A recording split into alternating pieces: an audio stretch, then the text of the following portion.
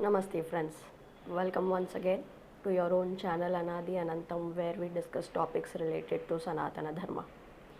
Now, another important aspect in Sanatana Dharma are the practices which we have been following generation after generation and which we refer to as Sampradaya. हम भारत के किसी भी कोने में हों, भारत या भारत के बाहर किसी भी कोने में हों, लेकिन हम सभी जानते हैं हमारे अपने घरों में सदियों से चली आ रही प्रथा जिसे हम कहते हैं, और वो हमारे संस्कार और हमारी संस्कृति इस नाम से भी जाना जाता है, और इसी का नाम संप्रदाय भी है कि जो निरंतर पीढ़ी दर पीढ़ी हमने उसका आचरण किया है. सो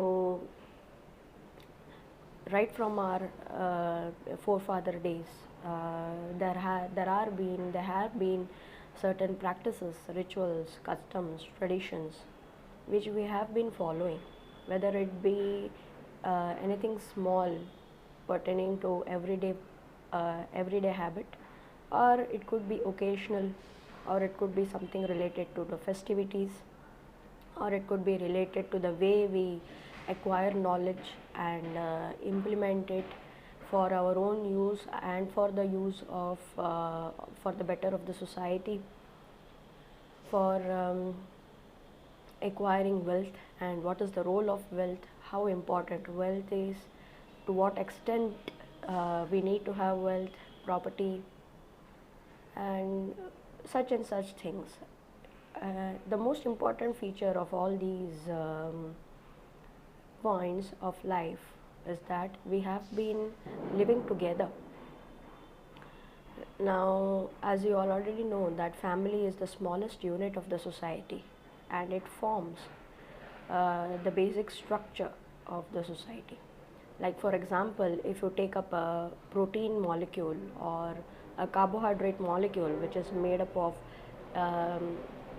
each component units of amino acids or sugars, so also the society as a whole is composed of smaller units, of which family is a small part, individual unit. So irrespective of what is the language spoken, or the traditions or customs which are being followed, the state in which we reside in India, or Bharata as it is beautifully called, it is quite sure that we are there is a common thread which unites all of us together. And the role of these traditions and customs and practices, whether we do it knowingly, understanding the inherent meanings, or we do it unknowingly, just copying our ancestors, उन्होंने किया इसीलिए हम कर रहे हैं, सिर्फ इसलिए भी अगर हमने किया है, then we are keeping this tradition live within ourselves and also passing it on to the coming generation. This exactly is what has kept India or Bharat steady and made it strong and resilient to invasions, the many invasions which our country has faced so far. So भले वो मुग़ल के राज आए या British के राज आए गए, ऐसे बहुत से राज आए और गए, शासक आए और गए, लेकिन अगर हमारा देश भारत आज तक अखंड है तो सिर्फ इसलिए है कि हमने हमारे अपने अपने परिवारों में अपनी संप्रदाय को और हमारी संस्कृति को, हमारे संस्कारों को हमने जीवंत रखा है. कैसे जीवंत रखा है? उसका आचरण करते हुए उसे जीवंत रखा है. इसीलिए हमारा देश अभी भी एकत्र है. But if you look at how our country is degrading in terms of the richness in culture, and it is now feeling forced to ape the Western society, and our people and our culture have started taking pride in everything which is non-Indian and non-Bharat. This is something really which is sad, because the most richest culture, if any, in the whole of the earth, or the whole of all the lands put together, is the culture of India, which is also referred to as Sanatana Dharma. And mind you, the Dharma here does not indicate a particular religious custom or sect of the society which has certain limited views. Dharma here means that which holds together. Dharma dharayate iti dharma. Dharayate. That which holds everything together, the entire ecosystem together in a balanced manner, in a cohesive way, the cohesive bond which unites everything together is Dharma. And Sanatana means that which is timeless. So whether it is Kali Yuga, Satya Yuga, Treta Yuga, or any other yuga, or any other time, millions and millions years ago, now at present, and millions of years in the future, this Dharma will not change. So it is not subject to time, and that is why it is called as eternal or Sanatana. Sanatan. So in Sanskritam, Sanatan means that which is changeless, which subject to time. So what doesn't change? That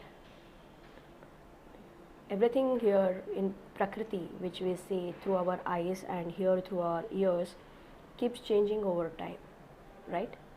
Emotions change over time, likes, dislikes change over time, the personality changes over time, family bonds and relations grow with time, therefore they are changing. Anything which is growing is also changing, right?